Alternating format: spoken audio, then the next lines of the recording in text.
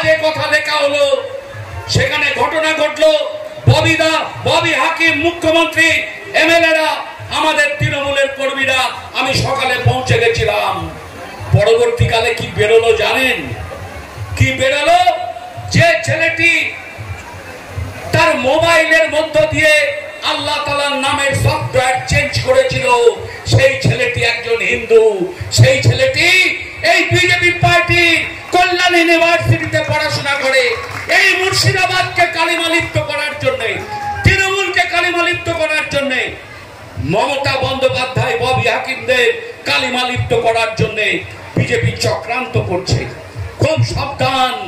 আমি আপনাদেরকে অনুরোধ করে গেলাম, যে কোনো ঘটনা ঘটবে নিশ্চিতভাবে নেতৃত্বরা আছে, প্রশাসন আছে, মুর্শিদাবাদকে আমরা এক রাখবো।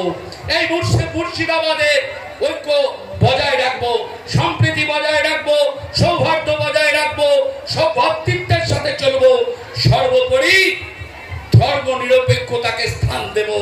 সাম্প্রদায়িক শক্তি বিজেপিকে 2026 এই মুর্শিদাবাদ 20 ছিল, 22 করতে হবে।